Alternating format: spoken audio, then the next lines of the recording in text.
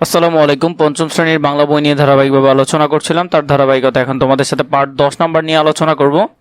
রাখাল ছেলে, লেখককে জসিমউদ্দিন। জসিমউদ্দিন নামের বানানটা একটু ভালো করে দেখবে। আমরা এখানের মধ্যে একটা গ্রামের ছবি দেখতে পাচ্ছি, গ্রামের মেঠো পথ দেখতে পাচ্ছি, একটা রাখাল ছেলে কিছু গরু নিয়ে যাচ্ছে।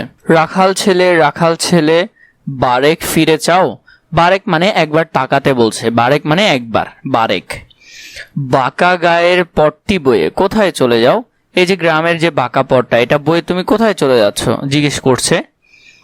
ওই যে দেখো নীল নোয়ানো সবুজ ঘেরা গা, মানে ওই যে সবুজ গ্রাম, গা মানে গ্রাম। কলার পাতা দোলায় চামর শিশির দোয়া পা, সেটায় আছে ছোট্ট কুটির সোনার পাতায় ছাওয়া, সাজ আকাশে ছড়িয়ে পড়া অবির রঙে নাওয়া।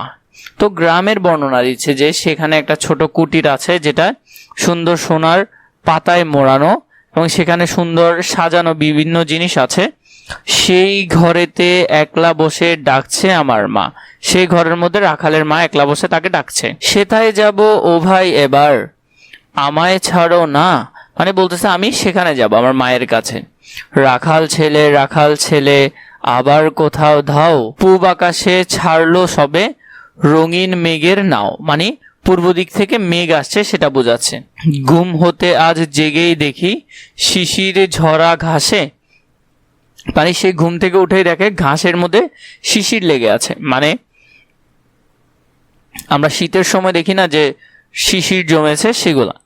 সারা রাতের স্বপন আমার মিঠেল রোদে হাসে, মানে সারা রাত যে আমি স্বপ্ন দেখেছি সেগুলা মিষ্টি রোদের মধ্যে হাসছে। আমার সাথে করতে খেলা প্রভাত হাওয়া ভাই, সর্ষে ফুলের পাপড়ি নাড়ি ডাকছে মোরে তাই, মানে সর্ষে ফুলগুলো ওকে নড়ে নড়ে ডাকছে মনে হচ্ছে।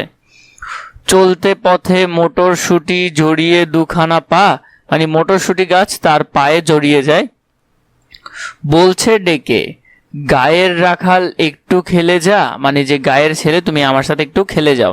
সারা মাঠের ডাক এসেছে খেলতে হবে ভাই, সাজের বেলা কইব কথা এখন তবে যাই। তাই ওকে বললো যে সন্ধ্যাবেলা ওর সাথে কথা বলবে, এখন ওকে ছেড়ে দিতে, এখন ও যাবে।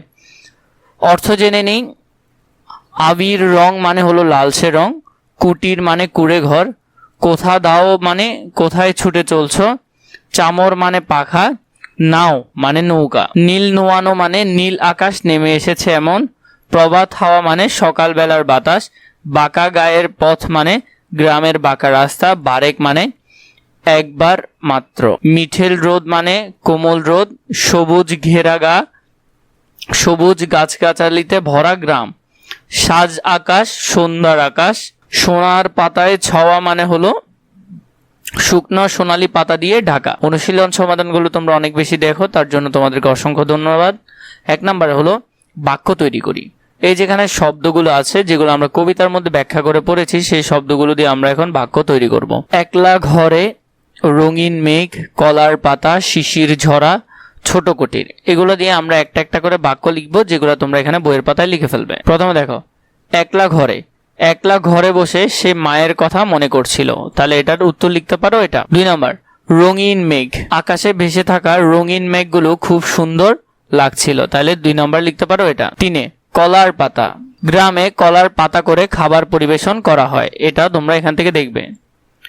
শিশির ঝরা সকালে মাঠের ঘাসগুলো ঝকঝক করে। ছোট কুটির, নদীর ধারে একটি ছোট কুটিরে বৃদ্ধ লোকটি থাকেন। তো এইভাবে করে তোমরা এখান থেকে সুন্দর করে এগুলা নিয়ে ফেলতে পারবে এখান থেকে উত্তরগুলো। পরে আমাদেরকে বলেছে 2 নম্বরে মিল শব্দ লিখি। চাও দিয়ে মিল শব্দ লিখবো, ডাকছে দিয়ে লিখবো, জেগে দিয়ে লিখবো, হাসে দিয়ে লিখবো, জড়িয়ে দিয়ে লিখবো। তাহলে যদি চাও দিয়ে একটা লিখি, চাও দিয়ে আমরা লিখতে পারি চাওয়া বা ইচ্ছা করা, মিল শব্দ লিখলাম 2টা, চাওয়া বা ইচ্ছা করা। পরবর্তীতে হলো ডাকছে দিয়ে লিখতে পারো আহ্বান করছে অথবা ডেকে নিচ্ছে। পরে 3 নম্বর শব্দ হলো জেগে, জাগ্রত বা জেগে ওঠা। হাসে, মুচকি হাসে অথবা প্রফুল্লত হয়। জড়িয়ে ধরে অথবা আলিঙ্গন করে। এখান থেকে তোমরা শব্দগুলো এখানে সুন্দর করে লিখে ফেলতে পারবে। 3 আমাদেরকে যেগুলো দিয়েছে প্রশ্নের উত্তর বলিও লিখি। এখানে যে প্রশ্নগুলো আছে এগুলোর উত্তর আমরা বলবো এবং লিখবো। ক নম্বরে, রাখাল ছেলে কেমন পথ ধরে কোথায় যাচ্ছে? রাখাল ছেলে বাঁকা গ্রামের পথ ধরে হাঁটছে, সে মাঠের দিকে যাচ্ছে যেখানে সে গরু চড়াবে।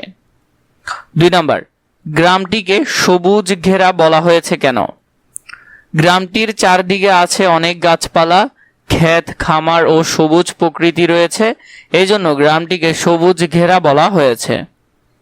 3, রাখাল ছেলে কেন মায়ের কাছে যেতে চায়? রাখাল ছেলে একা থাকতে পারে না এবং মায়ের প্রতি তার অনেক ভালোবাসা, তাই সে মায়ের কাছে ফিরে যেতে চায়। ঘ নম্বরে, কবিতা থেকে গ্রামের সকালের বিবরণ দাও। গ্রামের সকালটি খুব সুন্দর ও মনোরম। শিশির ভেজা ঘাস, ঠান্ডা বাতাস, পাখির ডাক এবং প্রকৃতির সজীবতা সকালে পরিবেশকে প্রাণবন্ত করে তোলে। ও নম্বরের মধ্যে, কবিতার প্রকৃতির সাথে আমার চারপাশের প্রকৃতির তুলনা করি। কবিতার প্রকৃতি সবুজ, শান্ত ও সুন্দর। আমার চারপাশের প্রকৃতিও কিছুটা একই রকমের হলেও শহরের কোলাহল ও দূষণের কারণে সেই সৌন্দর্য কিছুটা কমে গেছে। গ্রাম্য প্রকৃতির মতো শান্ত ও নির্মল পরিবেশ এখানে সবসময় পাওয়া যায় না। এরপরে যদি আমরা দেখি 4 নম্বরে, এক শব্দে উত্তর দেই। গায়ের পথটি কেমন? কুটিরটি কেমন? সকালের রোদটা কেমন? কোন আকাশে রঙিন মেঘ দেখা যাচ্ছে? ঘুম থেকে ওঠার পর কেমন ঘাস দেখা যায়? এখানে এগুলোর উত্তরগুলো আমরা দিব। এক কথায় যদি উত্তর দিই, গায়ের পথটি কেমন? বাঁকা। কুটিরটি কেমন? ছোট। সকালের রোদটা কেমন? আবির ছিল। কোন আকাশে রঙিন মেঘ দেখা যাচ্ছে? সাজ আকাশে, মানে সন্ধ্যার আকাশে। ঘুম থেকে ওঠার পর কেমন ঘাস দেখা যায়? শিশির ঝরা ঘাস দেখা যায়। 5 বলেছে কবিতাটি দুজনে মিলে আবৃত্তি করি। তোমরা কি করবে? দুজনে মিলে 2 লাইন করে, প্রথম জন 2 লাইন, পরের জন 2 লাইন, এভাবে করে তোমরা এই কবিতা পুরোটা আবৃত্তি করবে। সুন্দর করে আবৃত্তি করবে, জোরে জোরে পড়ার চেষ্টা করবে। এরপরে 6 নম্বরে, কবিতায় যেসব জিনিসের কথা আছে সেগুলোর রং লিখি। কলার পাতার রং ছিল সবুজ। গায়ের পথের রং কেমন ছিল? ধূসর বা মাটির রং ছিল। আরো কিছু যদি লিখো, রঙিন মেঘ ছিল লাল, কমলা, গোলাপি টাইপের। শিশির জরা ঘাস ছিল সবুজ। সকালের রোদ ছিল সোনালি। এখান থেকে সুন্দর করে এগুলো এখানে লিখে দিতে পারবে। আশা করি তোমরা বুঝেছো কিভাবে সমাধান করবে। এভাবে যদি অন্যান্য পার্টের সমাধান প্রয়োজন হয় নিশ্চয়ই আমাকে কমেন্ট করে জানাবে।